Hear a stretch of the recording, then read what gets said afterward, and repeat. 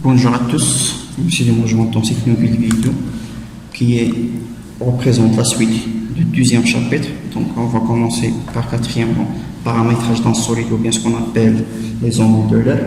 Donc premièrement, on va commencer par repérage d'un solide. Donc paramètre de position. Paramètre de position. Donc un solide par définition est constitué d'un ensemble des points tels que la distance séparant ces points sont invariantes. Donc soit 3 points par exemple P, Q et O partant au solide S. Je viens de le présenter ici. Donc, ce sont des 3 points. Donc, par définition, le solide en déformable ici, OP est égal à une constante, OK est égal à une constante, et O PQ, SPQ est égal à une constante. Donc, la distance est sans changer. Donc, au final, nous avons donc besoin, on a besoin de 9 moins les 3 relations que je connais, 1, 2, 3. Donc, moins 3. Donc, j'ai besoin de ces paramètres, ou bien 6 paramètres pour définir la position et l'orientation du solide S. Donc, par exemple, 3 paramètres indépendants pour définir la position du point P dans le repère R. Il nous faut 3 autres paramètres indépendants pour définir l'orientation de R par rapport à R0.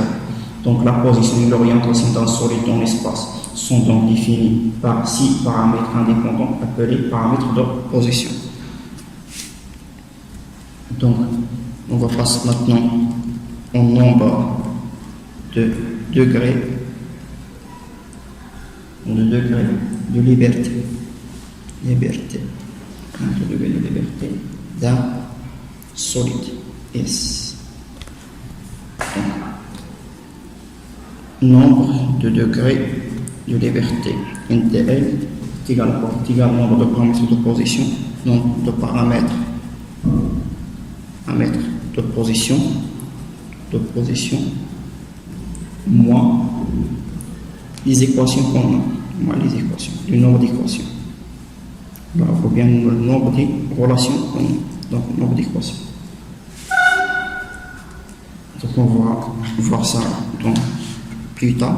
Donc maintenant on va passer aux angles de l'air. Angle de l'air.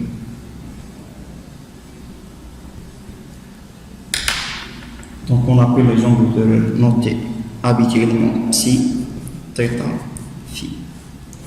Donc psi s'appelle la précision et θ s'appelle la nutation et phi s'appelle la rotation propre de solide. Donc les 3 angles qui permettent d'orienter une base x, y, z liée à un solide à un repère de référentiel x R0 de base R0, X0 et Y0. Ces 3 rotations, je le présente dans cette vidéo. Donc, les 3 rotations que j'ai dit, la première s'appelle la précision, la deuxième s'appelle la nutation θ, et le troisième s'appelle la rotation propre, notée habituellement phi. Donc, si on a par exemple un repère R0 de base O0, X0, Y0, Z0, 0Z0 et R de O, X, Y, Z sont 2 repères orientés de même origine. Donc, ces 2 repères-là nécessitent la composition des 3 rotations communes. X0, Y0, Z0. Je définis 2 repères intermédiaires. Donc, il fait une rotation U, V, Z0. C'est le premier repère intermédiaire de base U, V, Z0. Une rotation de psi, donc rotation de psi. Deuxième repère intermédiaire, c'est U, W, Z avec une rotation de θ point ou bien θ. Donc, à un autre repère R de base X, Y, Z. Et fait une rotation autour de deuxième repère intermédiaire d'une rotation de psi.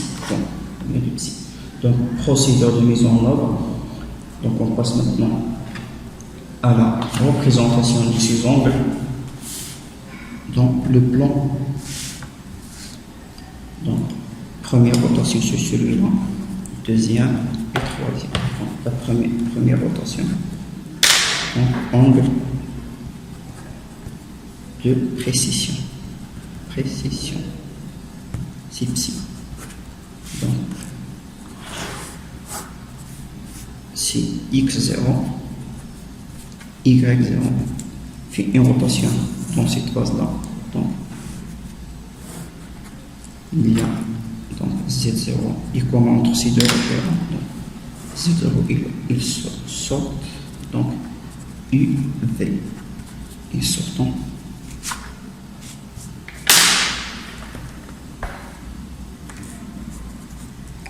Donc, psi. Donc, deuxième rotation, ou bien je définis par exemple I squat égale I dans la base x0 égale 0. Donc, I tout simplement c'est cos θ fois x0, cos psi fois x0, plus quoi plus sinus psi fois y0. Et V est égal à quoi? Est égal au cosinus. J'ai fait une erreur ici, cosinus, sinus. Est égal au cosinus psi fois x0 moins sinus de psi fois y0. Donc, soit la base UVZ0 égale à quoi? Est égal aux rotations psi dans le référentiel de base x0 égale 0 et z0. Donc, R, c'est la matrice RZ0 qui représente comme ceci, sinus de psi, cosinus psi, pardon, sinus psi, 0 moins sinus psi, cosinus psi, 0, 0, 0 et 1 de Z0. Donc, deuxième rotation, c'est l'angle d'une mutation qui fait le repère, le premier repère intermédiaire avec le deuxième repère intermédiaire. Donc, c'est R1 de O U V Z0. Une rotation de θ par rapport à U. Deuxième repère intermédiaire U W Z. Donc, je présente ça dans le plan. Donc, il y a V, il y a Z0, U, W et Z. Donc, l'angle θ. Même chose, I est égal à U. W est égal au cosinus θ fois V plus sinus fois Z0 et Z est égal au cosinus bien moins sinus de θV plus cosinus de θ fois Z0. Donc soit IW Z 0 Z qui est égal à matrice de θ par rapport à I et V Z0 où R représente aux matrices de passage du référentiel R2 ou R1. Donc, c'est la matrice de passage 1, 0, 0 cos θ, sinus θ, 0 moins sinus θ et cosinus θ. Donc, troisième rotation, c'est la rotation propre qui fait le repère R par rapport au repère intermédiaire R2. Donc, c'est la rotation qui fait le repère R2, R1 par rapport à R2. Donc, UW, c'est une rotation de phi par rapport à portée par Z. Donc, R, O, U, X, Y, Z. Donc, la représentation de cette rotation dans le plan UW, donc voilà le plan UW, Z. Donc,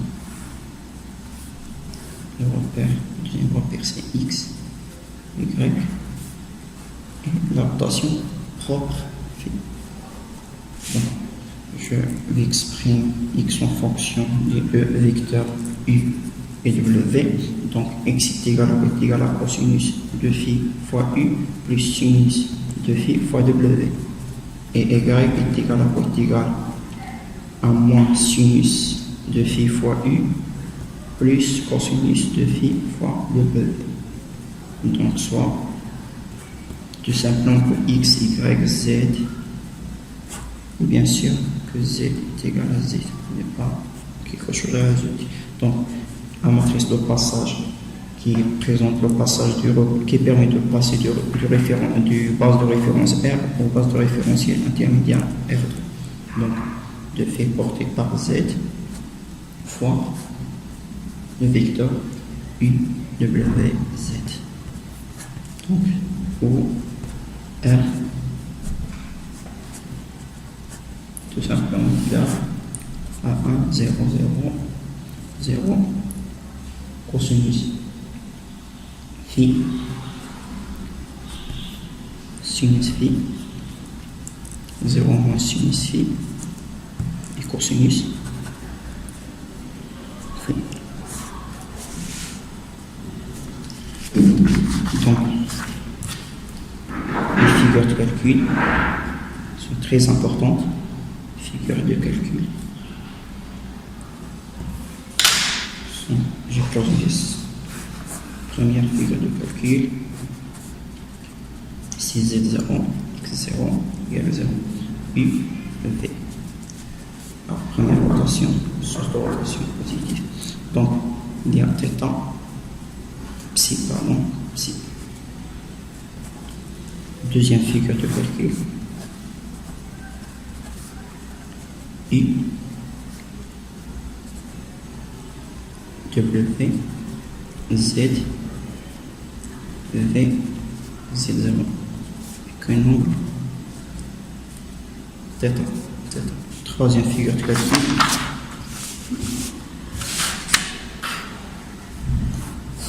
Ce que fait le référentiel R par rapport au référentiel intermédiaire R2. Donc, c'est W,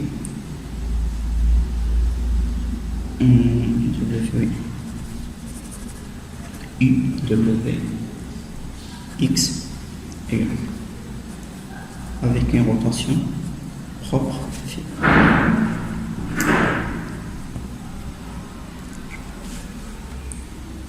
Donc, l'expression de vitesse instantanée de rotation, omega, par exemple, c'est égal à quoi? C'est égal de R par rapport à 0. C'est égal à la première vitesse de rotation, c'est celui de R par rapport à R2 plus la deuxième vitesse de rotation de R2 par rapport à R1 plus la vitesse de rotation de R1 par rapport à R0.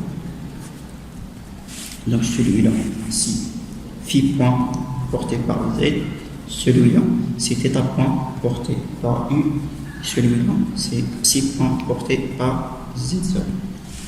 Donc, je veux exprimer cette vitesse de rotation dans deux bases intermédiaires, soit dans la base UVZ0, soit dans la base UWZ. Ces bases-là sont très utilisées dans les calculs. Donc, qui est égal à quoi? Est égal par exemple dans la base, c'est θ point dans la base UVZ0 moins phi point sinus θ. Psi point plus phi point cosinus θ. Ça dans la base UVZ0 plus est égal à θ point psi point sinus θ phi point plus psi point cos θ. Donc la démonstration de cette relation est très simple. Il suffit juste de exprimer chaque vecteur dans la base, soit dans la base UVZ0, soit dans la base UWZ. Très simple. Donc j'ai dit que le vecteur psi, c'est la vitesse de rotation de x0, u, y0, v, c'est mesure autour de z0 sur l'appel la vitesse de précision. Donc θ s'appelle la vitesse de rotation et phi c'est la vitesse ou bien la rotation propre. Donc dans la prochaine vidéo, je vais présenter une méthode pratique ou bien une technique, ce qu'on appelle une technique de levier qui permet la projection simple de ces trois dans les 4 référentiels que je présente ici. Donc à très bientôt, à la prochaine vidéo, Inch'Allah.